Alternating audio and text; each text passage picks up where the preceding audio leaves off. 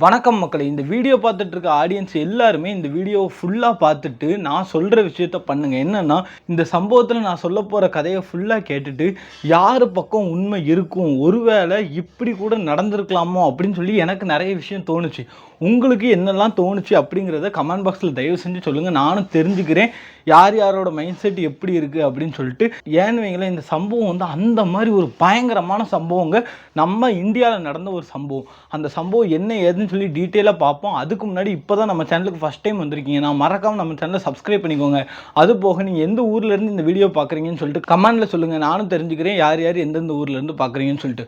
வாங்க, அது என்ன சம்பவம், என்ன நடந்துச்சு, எவ்வளோ பயங்கரமான விஷயம்லாம் நடந்துச்சு அப்படிங்கிறத டீட்டெயிலாக எக்ஸ்பிளைன் பண்ணுறேன். கர்நாடகா மாநிலம் பெல்காவி அப்படிங்கிற ஒரு பகுதியில் குவைப்பூர் அப்படிங்கிற ஒரு ஊரில் தாங்க வசிச்சுட்டு வராரு ராஜேஷ் மல்கட்டி. அவர் கூட அவருடைய மனைவியான ரீனா மல்கட்டி. அவங்களுக்கு வந்து 37 வயசு ஆகுதுங்க. இவங்க ரெண்டு பேத்துக்குமே 3 குழந்தைகள் இருக்கு. அதில் ஒரு குழந்தைக்கு வந்து 11 வயசு, அந்த குழந்தையோட பேர் வந்து ஆதித்யா. இன்னொரு குழந்தைக்கு வந்து 6 வயசு, அந்த குழந்தையோட பேர் வந்து சாகித்யா. அது போக இந்த 3வது குழந்தைன்னு சொல்ல முடியாது, இது ரெண்டும் தான் இவங்க பெத்த குழந்தை. இந்த 3வது இருக்கான் தெரியுமா, இவன் வந்து தத்தெடுத்த குழந்தைங்க. இவனுடைய வயசுன்னு பார்த்தீங்கன்னா 17 வயசுங்க. இவனுடைய பேர் வந்து சாதிக். ஸோ இவனை வந்து முன்னாடியிலிருந்து தத்தெடுத்துட்டு வளர்த்துட்டு வராங்க. ஸோ இவங்க குடும்பங்கிறது ஒரு நல்ல ஒரு குடும்பங்க, நீட்டாக அன்பாக போயிட்டு இருக்க குடும்பம். ஸோ இதுக்கப்புறம் என்ன ஆகுது அப்படின்னு பார்த்தீங்கன்னா, இந்த ராஜேஷ் இருக்கார் தெரியுமா, அவருக்கு வந்து ஊர் ஊராக போய் இந்த துணி பிஸ்னஸ் பண்ணுவாங்க தெரியுமா, அதாவது எல்லா ஊருக்கும் துணிகளை கொண்டு போய் அந்த பிஸ்னஸ் பண்ணுவாங்க பாருங்க, அந்த பிஸ்னஸ் தான் பண்ணிட்டு இருக்காரு. ஸோ இவர் வந்து மேக்சிமம் வீட்லேயே இருக்க மாட்டாராங்க. அதாவது அடிக்கடி வெளியூரில் தான் இருப்பாராம். காலையில் போயிட்டா நைட்டு லேட்டாக தான் வருவாராம். ஃபுல்லாக வெளியூர் அங்கங்கன்னு அலையிறனால மேக்சிமம் வந்து வீட்லேயே இருக்க மாட்டாராங்க. அது போக வாரத்தில் சில நாட்கள் வந்து வெளியூர்லேயே தங்குற மாதிரியான சுச்சுவேஷன்லாம் அமைஞ்சிருமாங்க. வீட்டுக்கு வர முடியாமல் அந்த வெளியூர்லேயே 2-3 நாள் தங்குற மாதிரியான சுச்சுவேஷன்லாம் கூட அமைஞ்சிருமாங்க. ஸோ இதுக்கப்புறம் என்ன ஆகுது அப்படின்னு பார்த்தீங்கன்னா, ஆகஸ்ட் 14, 2015 அன்னைக்கு வழக்கம் போல் ராஜேஷ் வந்து வெளியூருக்கு போகிறாரு. அவர் போயிட்டாரு, திரும்ப வீட்டுக்கு அவரால் வர முடியலைங்க. இதுக்கப்புறம் என்ன ஆகுதுன்னா, ஆகஸ்ட் 15ஆம் தேதி காலையில் வந்து விடியுதுங்க. அந்த 17 வயசு பையன் சொன்னேன் தெரியுமா, ஹர்ஷான்னு சொல்லிட்டு, அந்த பையன் வந்து அவன் ரூமை விட்டு எந்திக்கிறாங்க. அதாவது பார்த்தீங்கன்னா, இந்த ரீனா இருக்காங்க தெரியுமா, அவங்க வந்து ஒரு தனி பெட்ரூமில் படுப்பாங்களாம். அவங்க கூட தான் அந்த 2 குழந்தைகளுமே படுக்குமா.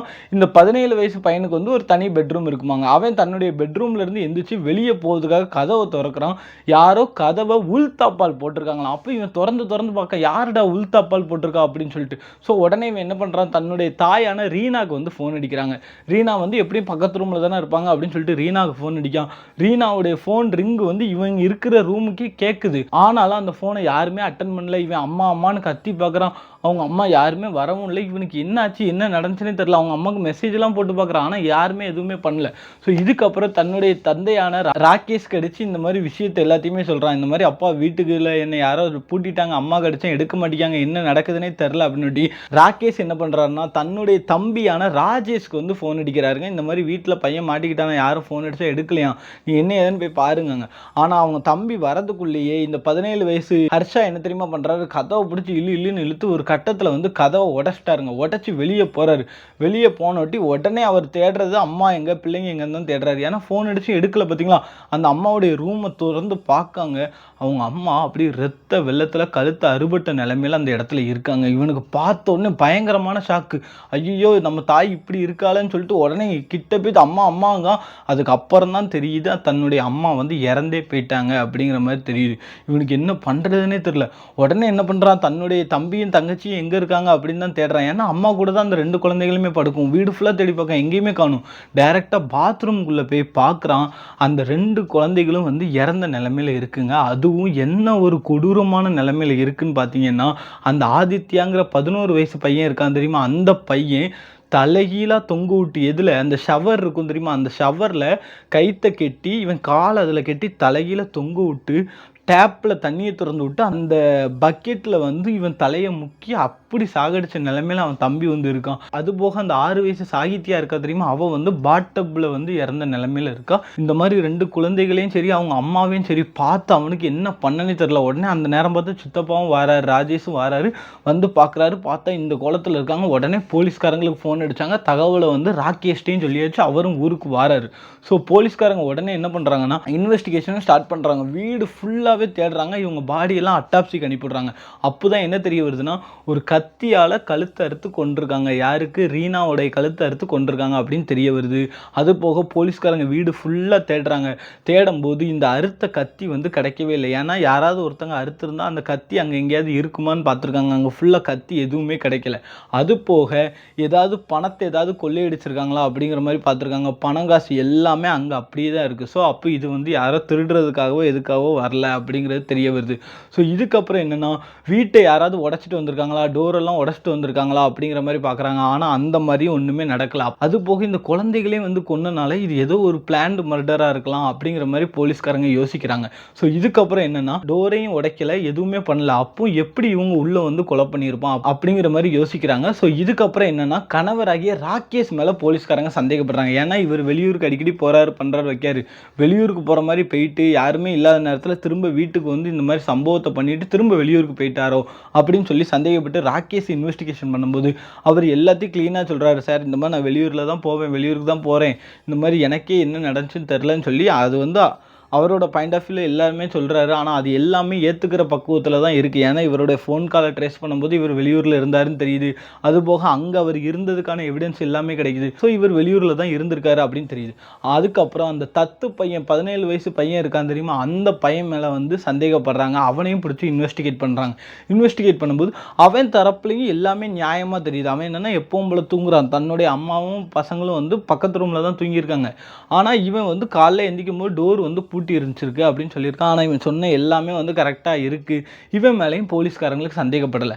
அப்போ தான் யோசிக்கிறாங்க, இந்த கொலைகாரன் வந்து எப்படி வீட்டுக்குள்ளே வந்திருப்பான், யாராவது திறந்து விட்டால் தான் வந்திருக்க முடியும், இல்லைன்னா ஏதாவது ஒரு வழி இருக்கணும் இவன் உள்ளே வரதுக்கு அப்படின்னு யோசிக்கிறான். அப்போ தான் போலீஸ்காரங்களுக்கு அந்த வீட்டை சர்ச் பண்ணும்போது ஒரு வழி கிடைக்குது. என்னன்னு பார்த்தீங்கன்னா இந்த சில வீட்டில் இருந்து மொட்டை மாடி வழியாக வீட்டுக்குள்ளே வரதுக்கான வழிகள் இருக்கும். அதை மாதிரி தான் அவங்க வீடுமே இருந்திருக்கு. அப்போ போலீஸ்காரங்க என்ன நினைக்கிறாங்கன்னா கண்டிப்பாக யாரோ மொட்டை மாடி வழியாக தான் வந்திருக்காங்கன்னு நினைக்கிறாங்க. வீட்டுக்கு பின் சைடு போய் அந்த மொட்டை மாடியை பார்க்குறாங்க. ஏதோ ஒரு கயிறு வந்து இருக்குங்க அந்த இடத்துல. ஸோ அப்போ என்ன அர்த்தம், கயிறு இருக்குது, அந்த கயிறை வச்சு தான் யாரோ ஒரு ஆள் ஏறி வந்திருக்காங்க அப்படின்னு தெரிய வருது.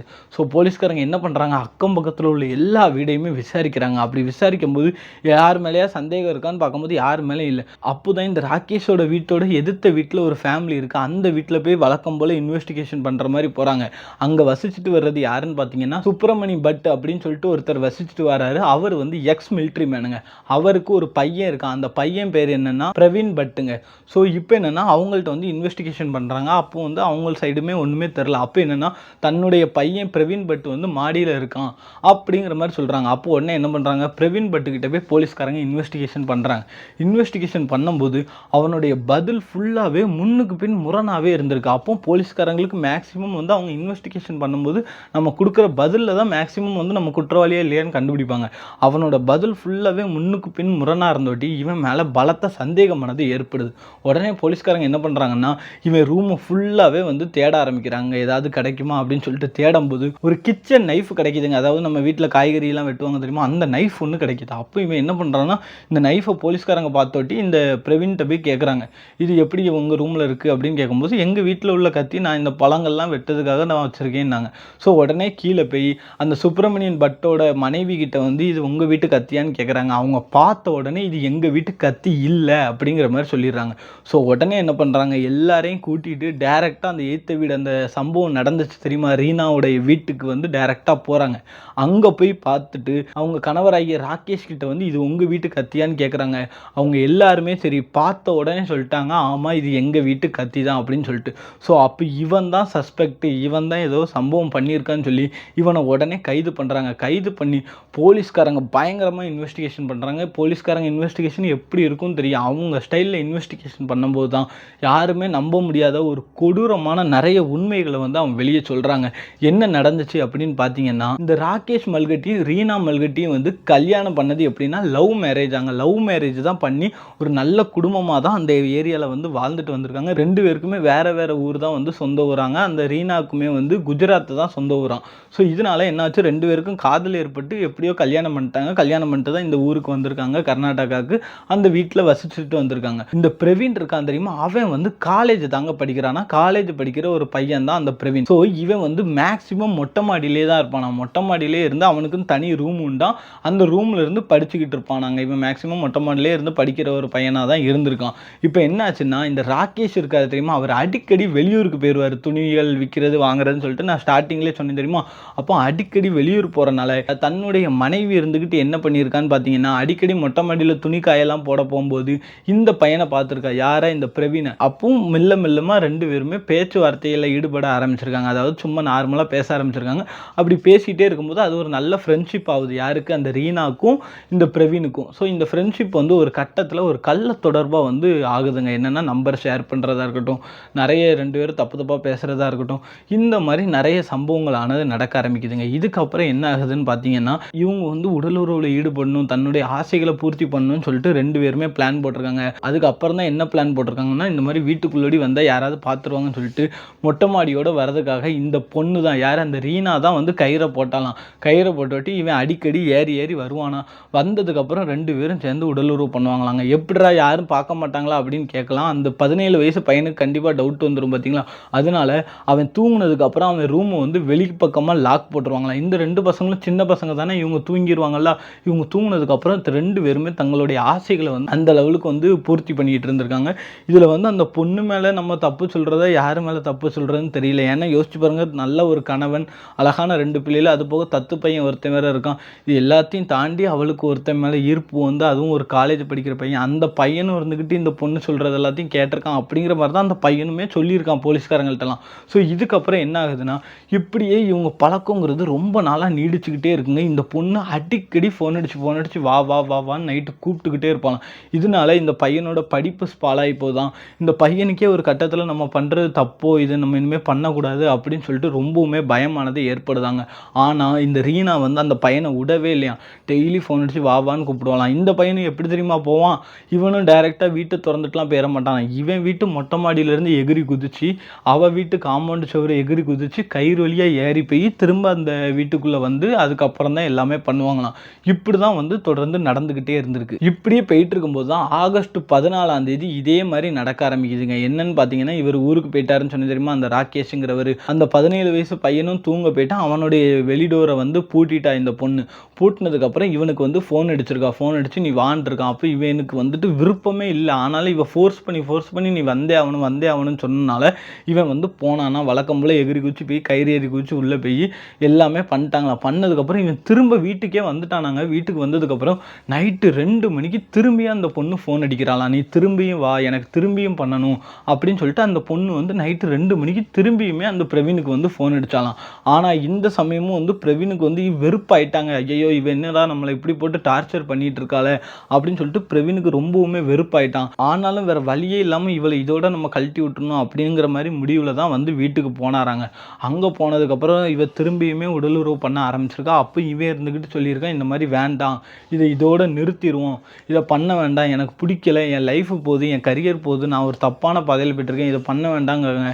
ஆனால் அந்த பொண்ணு கேட்கவே இல்லையாங்க. எனக்கு தேவைப்படுற நேரம்லாம் நீ வரணும் வைக்கணும்னு சொல்லி அந்த பொண்ணு வந்து ரொம்ப இவனை ஃபோர்ஸ் பண்ணாலாம்.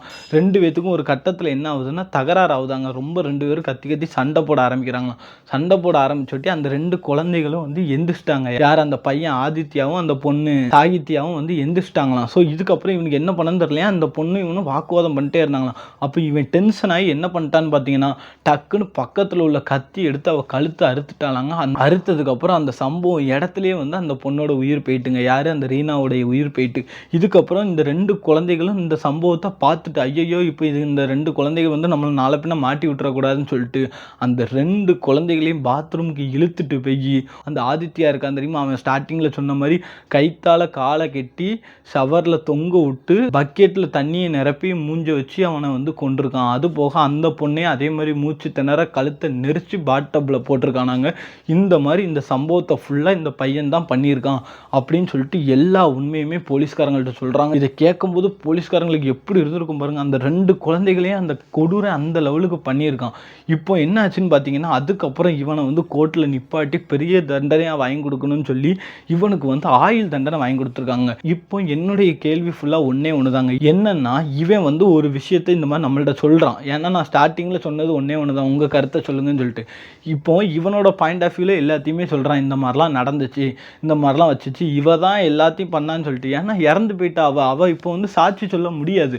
அதுக்காக எனக்கு என்ன டவுட்னா, அவள் இறந்து போயிட்டா, இவனோட பேச்சை வச்சு மட்டுமே நம்ம அந்த பொண்ணை தப்பாக பேசிட முடியுமா? யோசிச்சு பாருங்களேன். ஏன்னா என்ன நடந்துச்சு என்ன ஏதுன்னு சொல்லிட்டு தெரியாது.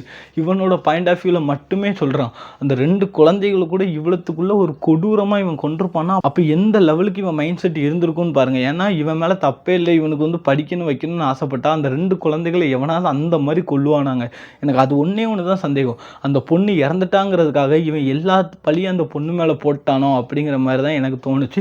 ஸோ உங்களுடைய கருத்து என்ன? அந்த பையனை பற்றி என்ன நினைக்கிறீங்க? அந்த பொண்ணை பற்றி என்ன நினைக்கிறீங்க? யார் சொல்கிறது உண்மையாக இருக்கும் அப்படின்னு சொல்லிட்டு மறக்காமல் கமெண்ட் பாக்ஸில் சொல்லுங்கள். உங்களுடைய கருத்தையும் நான் வாசித்து தெரிஞ்சுக்கிறேன். ஸோ இப்போ இவனுக்கு வந்து தூக்கு தண்டனை கொடுத்துருந்தா சந்தோஷமாக இருந்திருக்குங்க. ஏன்னா அந்த ஆதித்யாங்கிற பையன் தலைகீழ தொங்கிட்டு இருக்கும்போது அந்த பையனுக்கு எப்படி இருந்திருக்கும் யோசிச்சு பாருங்கள். இவனுக்குலாம் ஆயுள் தண்டனைக்கு பதிலாக தூக்கு தண்டனையே கொடுத்துருக்கலாங்க. என்னுடைய விருப்பம்னு சொன்னால் நான் அதாங்க சொல்லியிருப்பேன். இவனும் செத்துருக்கணும், இவனெல்லாம் கொண்டிருக்கணும். அந்த மாதிரி தாங்க எனக்குலாம் தோணுது. ஸோ உங்களுடைய கருத்தை கமெண்ட் பாக்ஸில் சொல்லிடுங்க. இன்னொரு இன்ட்ரெஸ்டிங் கிரைம் ஸ்டோரியில் உங்களை வந்து சந்திக்கிறேன். அதுவரை உங்களிடமிருந்து விடைபெறுகிறேன். வணக்கம்.